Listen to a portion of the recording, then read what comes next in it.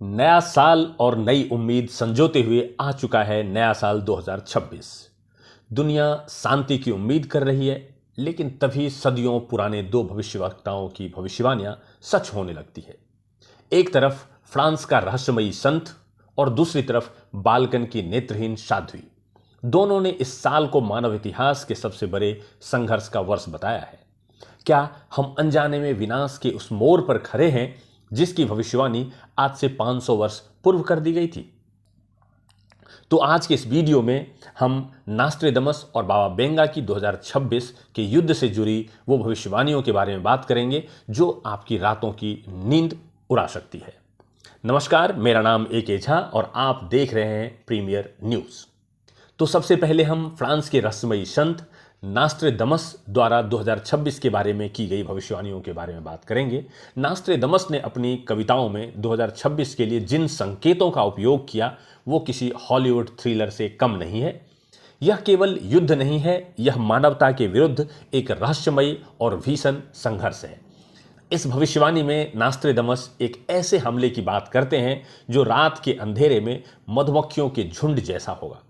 यह कोई साधारण उपमा नहीं है।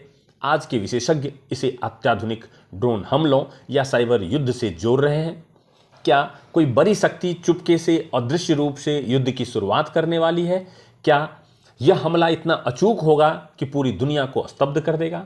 उनकी भविष्यवाणी के केंद्र में 7 महीनों का एक लंबा खूनी संघर्ष है और यह युद्ध इतना बड़ा और विनाशकारी होगा कि पिछली सभी लड़ाइयां इसके सामने में छोटी साबित हो जाएंगी।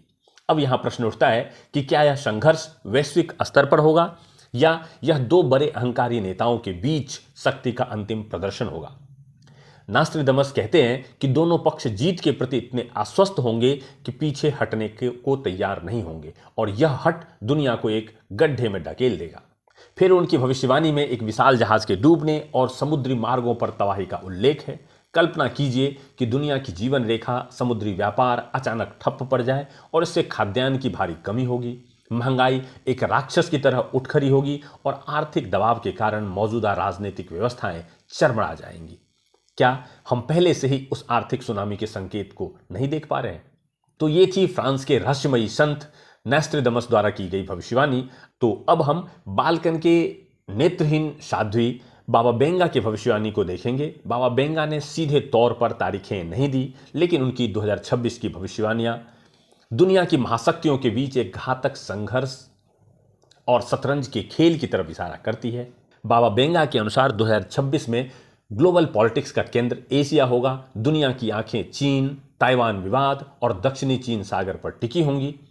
क्या हम एक ऐसे बिंदु पर पहुंच रहे हैं जहां चीन, रूस और अमेरिका एक दूसरे के आमने सामने होंगे?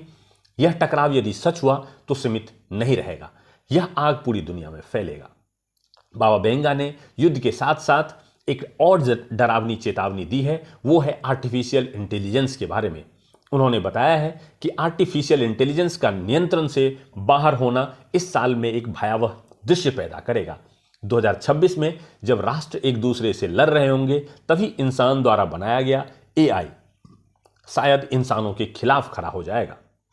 क्या युद्ध के हथियार खुद ही संचालकों के खिलाफ हो जाएंगे? यह तकनीकी दुःस्वप्न हमारी कल्पना से कहीं ज्यादा भयावह हो सकता है।